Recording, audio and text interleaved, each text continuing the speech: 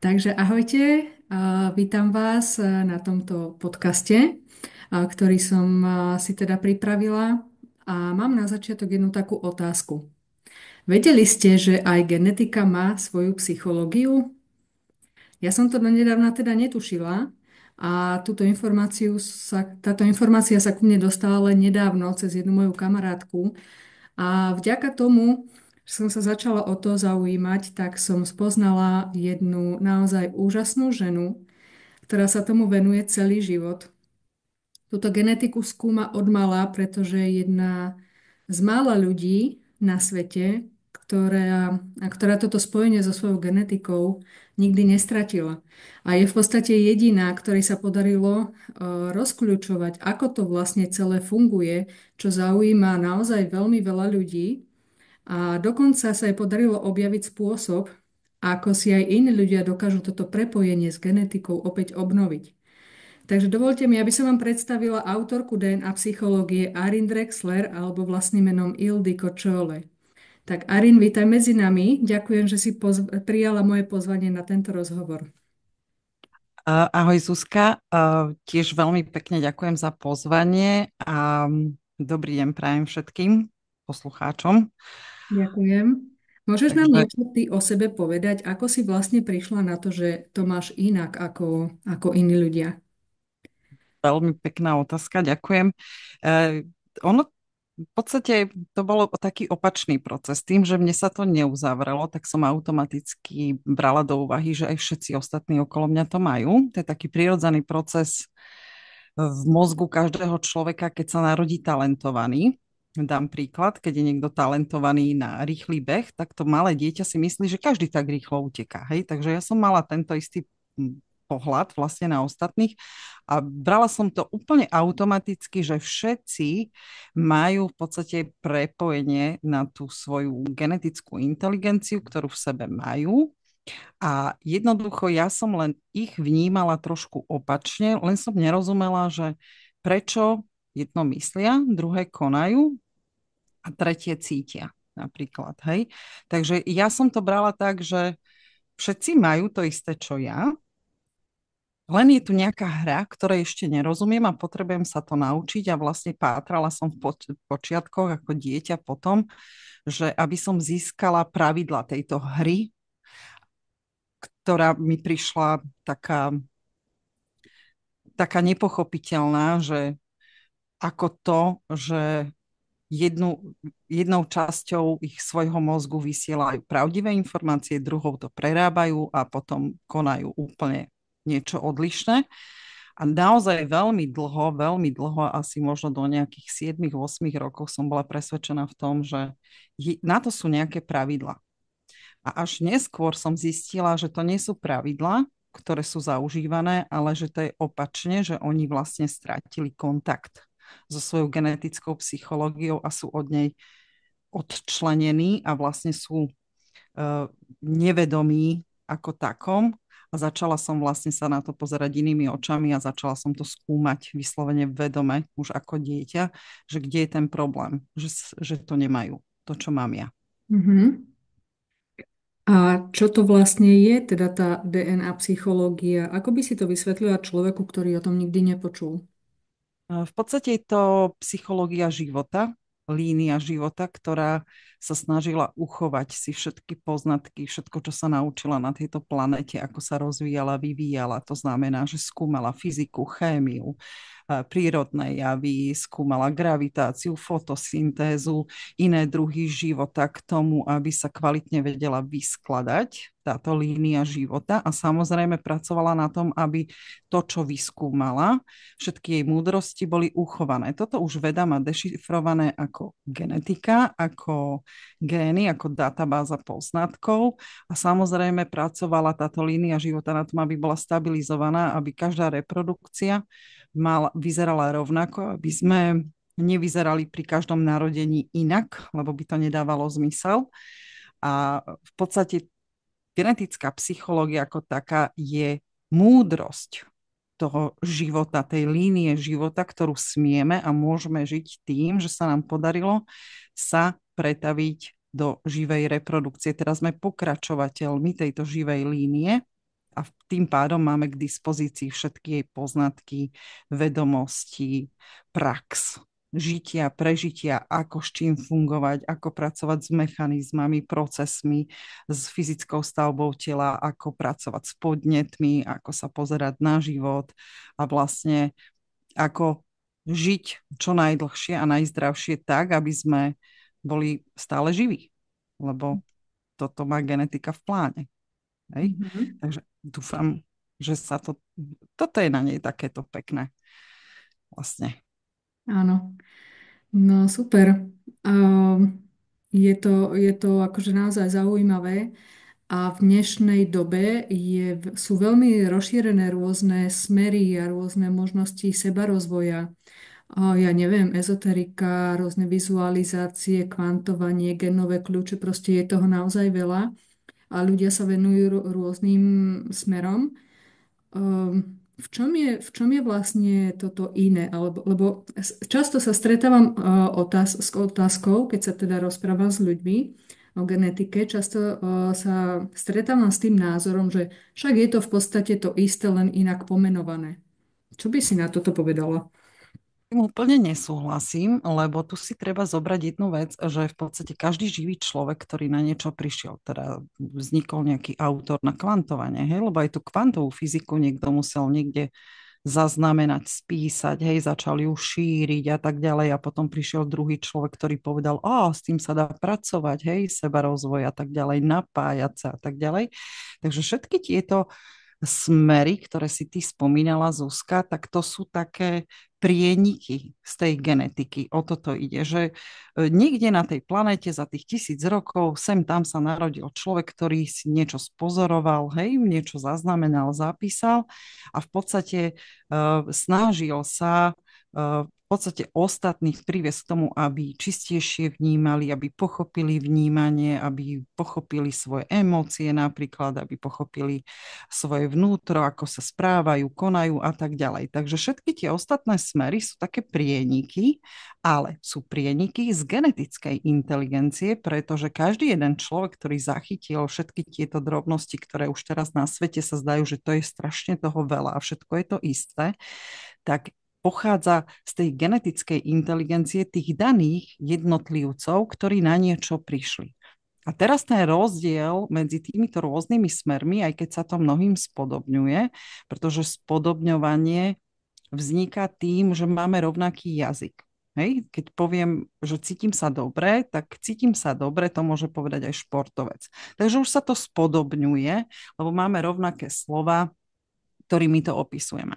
Ale tým, že genetická psychológia je ucelená, že človek sa dostane do toho do toho zdroju, k tej celistvosti, tak v podstate on môže zachytávať náuku a informácie, príklad na to kvantovanie, na tú ezoteriku, teraz na tú motoriku, na ten športový výkon, čo chce.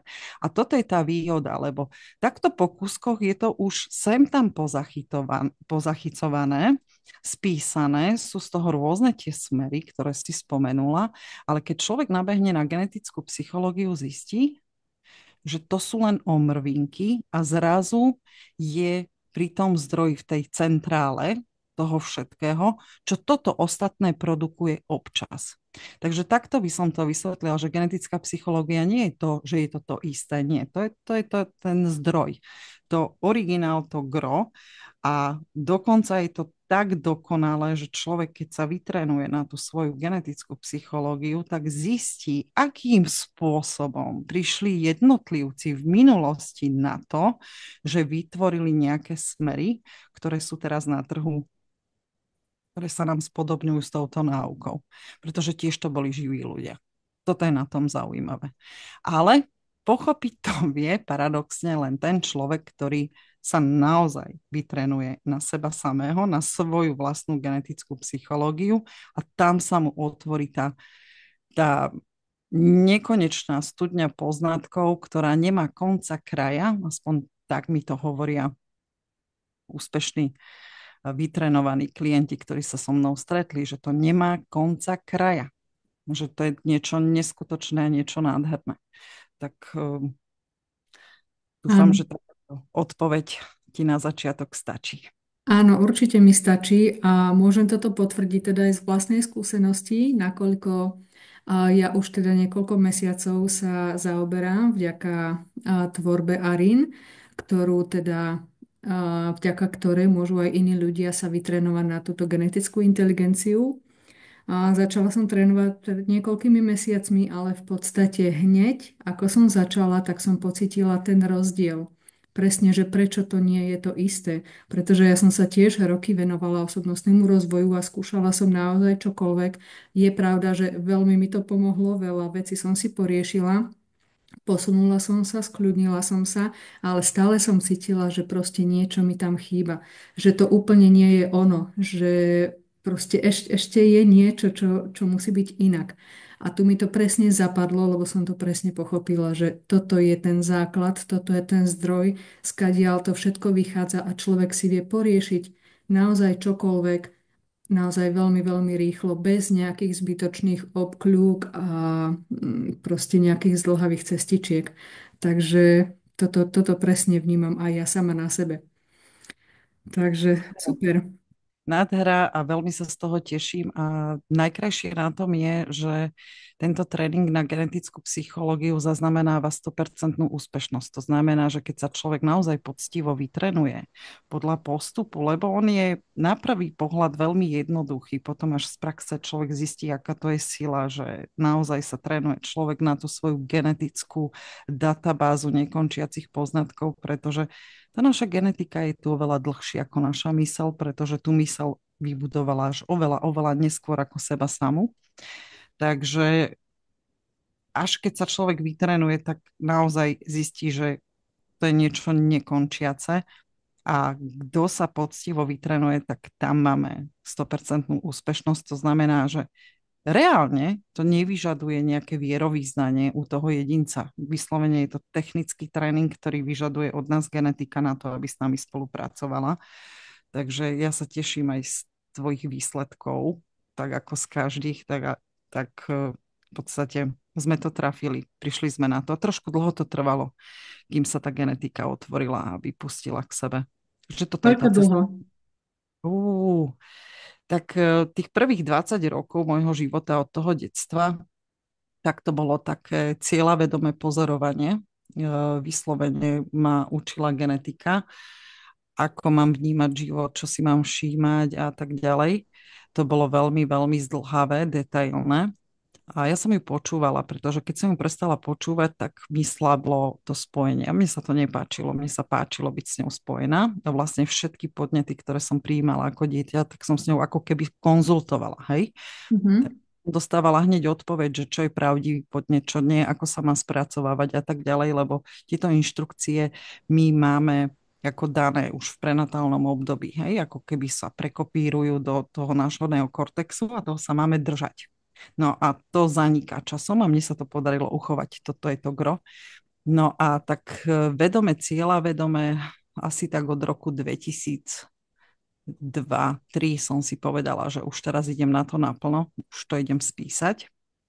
To znamená, že predtým bol ten iný výskum, to na poznatkov, hej, poznámok a tak ďalej, ale už potom od toho 2005. 4. roku už som to schematicky spisovalo, aby to nespôsobilo chaos. Takže, alebo možno skôr, no mám veľmi veľa autorských takých knížiek ručne písaných. No a prvá taká už cielená metodika vznikla v roku 2006, hej, ktorá došla na trh.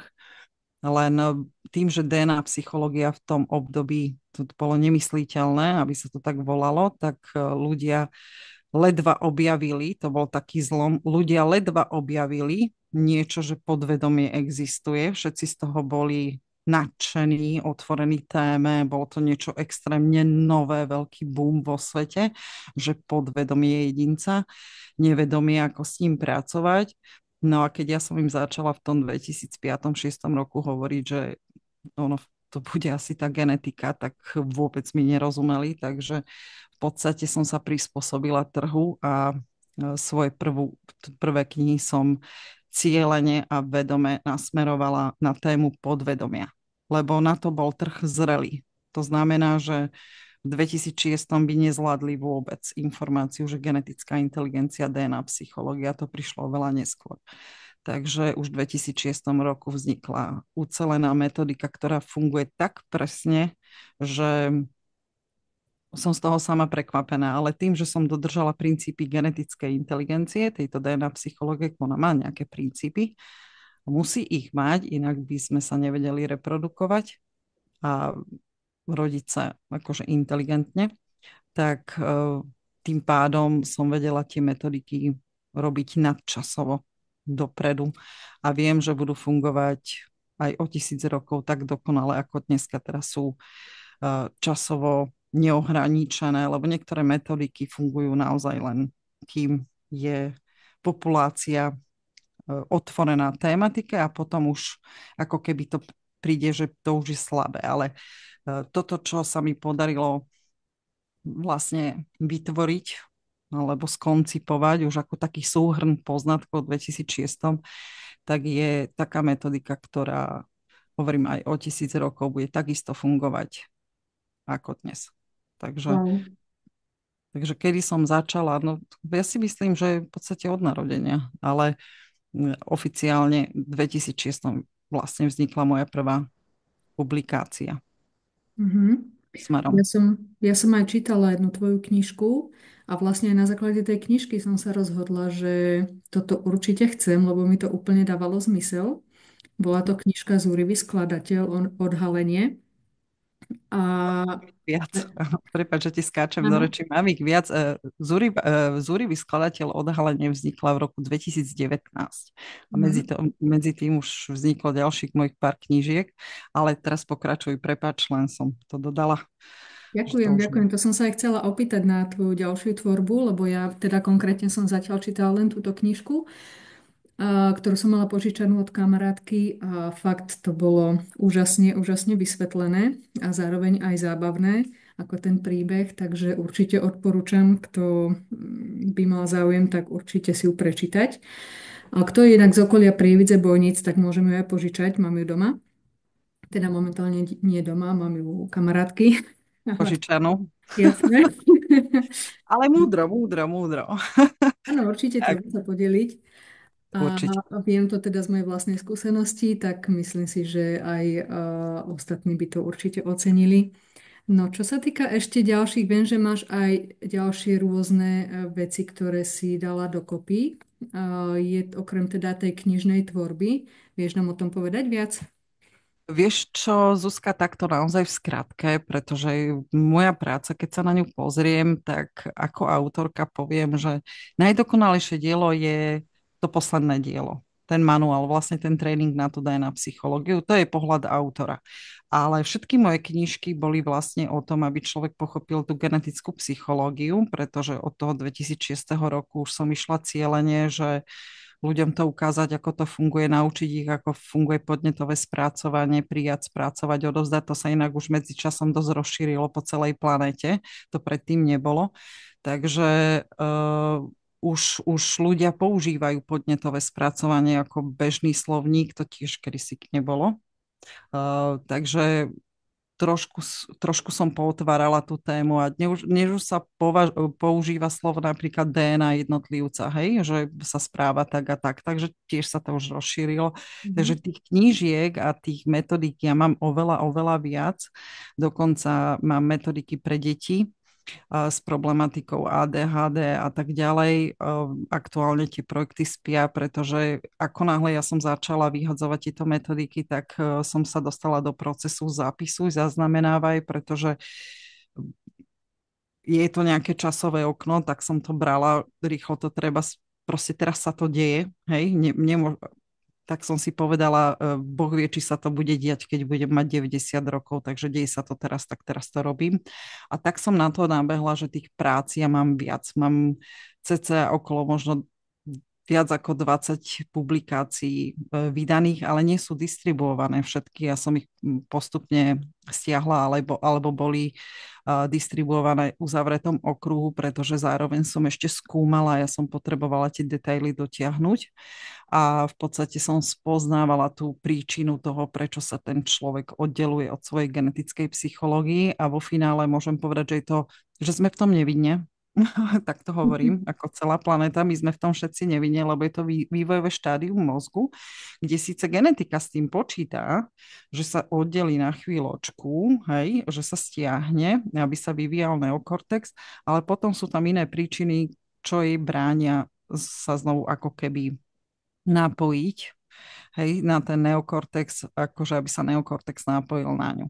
A tento tréningový program, ktorý som dala, je vyslovene ten stimul, ten tréning, ten podporný mechanizmus k tomu, aby sa to udialo, pretože doba sa zmenila, aj keď s tým genetika počítala, ale že by s tým bol až taký problém, tak hold, tam sú iné faktory. Hej, to je zase životné prostredie človeka, ktorý žijeme a jednoducho tam sa to spočítalo a niekde sa jej to podarí, niekde nie, niekde len čiastočne. Hej, čiastočne, keď sa podarí niekomu sa napojiť na tú najbližšiu vrstvu ku genetickej psychológii, tak to sú extrémne vnímaví ľudia. Hej? To znamená, oni cítia, môžu mať vízie, hej, predpovedné veci a tak ďalej, že majú veľmi dobré intuíciu, ale stále nie sú napojení na tú svoju genetiku, ale už sú k nej veľmi, veľmi blízko. A toto mi potvrdilo veľmi veľa ľudí, ktorí už prešli rôznymi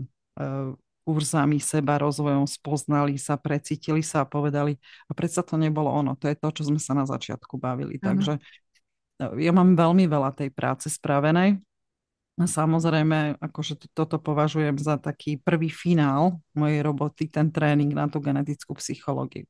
A ja sa tomu nesmierne teším a v podstate ja môžem oficiálne povedať, že môj výskum kvázi, hej, v úvodzovkách sa skončil, že som vlastne vo svojej práci úspešná, že sa mi to naozaj podarilo a mám teraz také obdobie takého ukľudnenia, že v podstate je to skvelý základ pre budúce generácie, hej, čo sa môžu chytiť. áno, Takže mám taký pocit, že moja práca skončila, ale viem, že len teraz začína, hej, paradoxne. Takže to je áno. ten pohľad toho autora.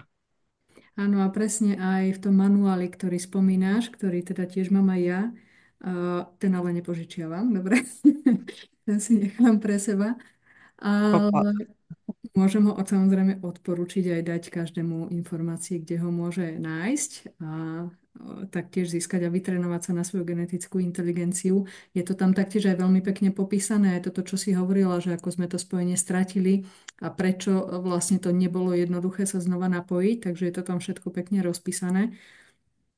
A tiež som sa aj chcela opýtať, si ma predbehla s otázkou, som sa chcela opýtať na tú intuíciu, lebo presne si veľa ľudí môže povedať, že ako teda si spomínala, že človek, ktorý je napojený na genetickú inteligenciu, že proste vie, dostáva odpovede, vníma všetko a presne si to ľudia môžu ako keby myliť s tou intuíciou.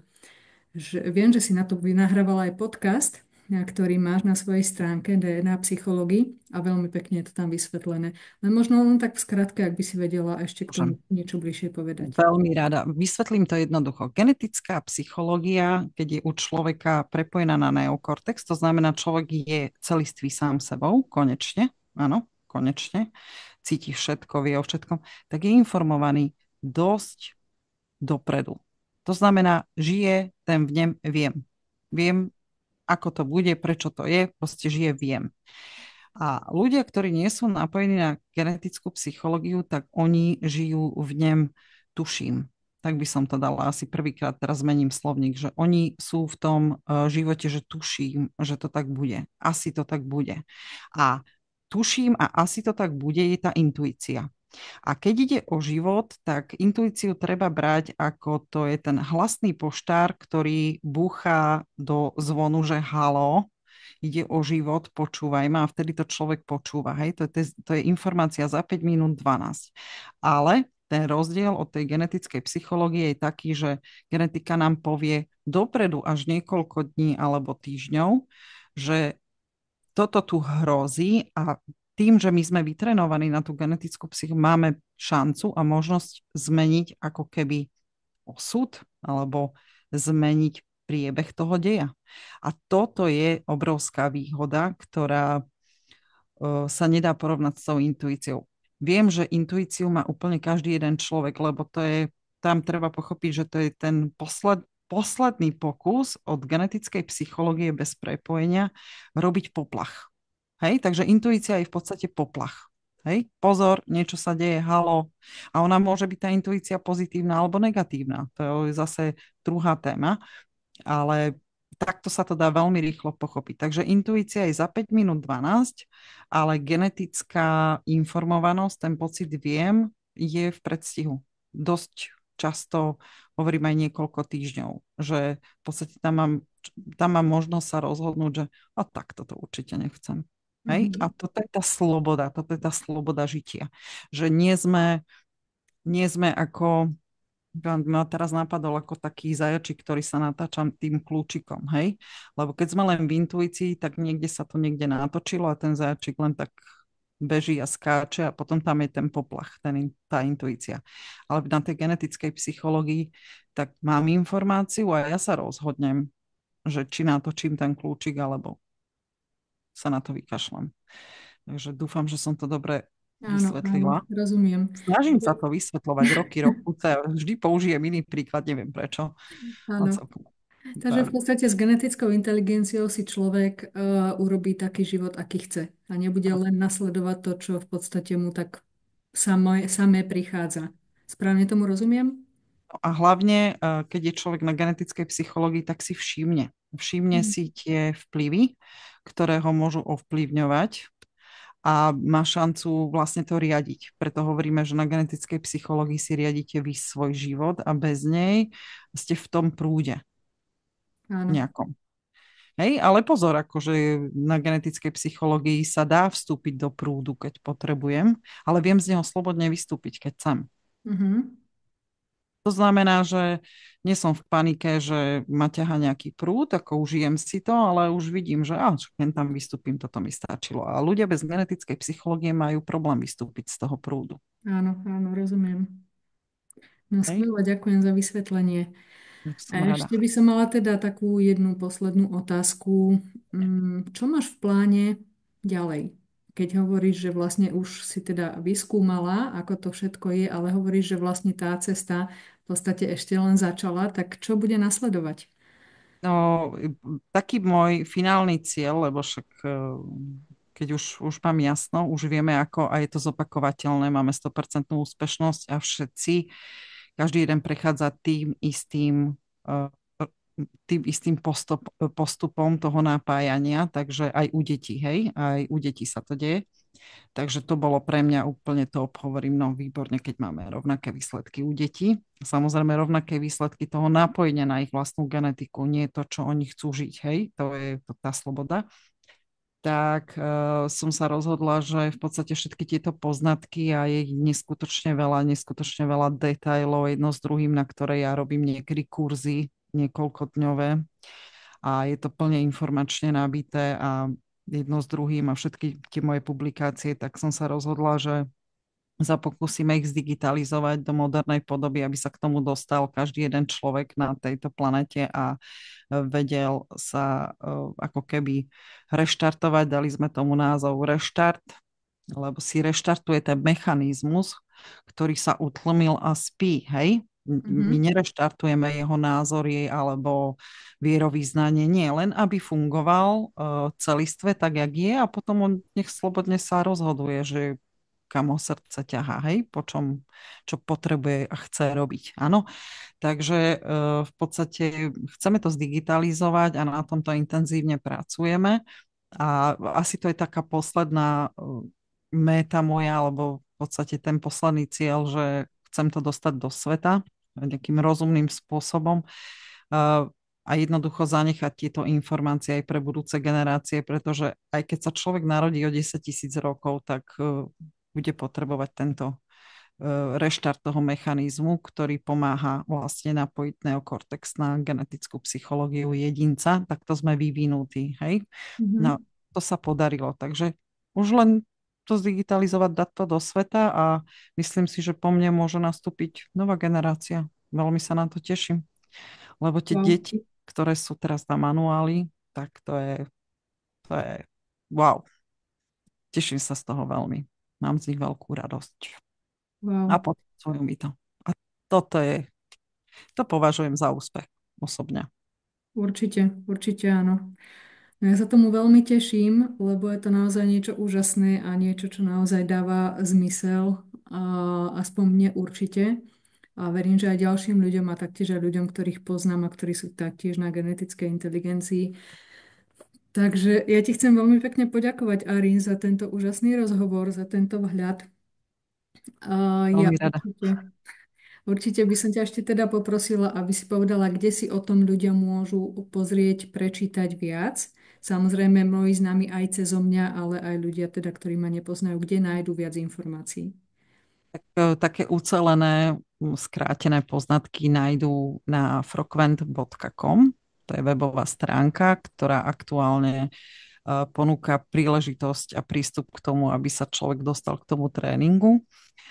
A budem rada, keď zverejníš linku, lebo sa to trošku inak píše, ako hovorí, Áno. takže frokvent.com.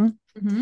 A potom sú nejaké informácie na technicstart.com, to je tiež jedna z mojich metódy, ktoré pomáhajú prepojiť v podstate spoluprácu medzi genetikou a neokortexom, ale na fyzickej úrovni. Takže, ale cez ten Frokvent sa dočítajú aj na iné webové stránky, kde si pozrú o autoroch časť. Takže si myslím, že ten frokvent.com Áno. je tá správna cesta. Ďakujem veľmi pekne. A dal by som tiež aj do pozornosti tvoju facebookovú stránku DNA psychológii, kde tiež v sekcii videí sú rôzne podcasty, ktoré si nahrala na rôzne témy. Tiež odporúčam určite si vypočuť. To je taká moja hobby stránka, spravujem ju sama, takže aj statusy píšem sama, nesedí tam na tom iný človek, takže keď Áno, tam uvidíte jednu, dve vety, tak to je priamo odo mňa. áno, ja to veľmi A rada sledujem.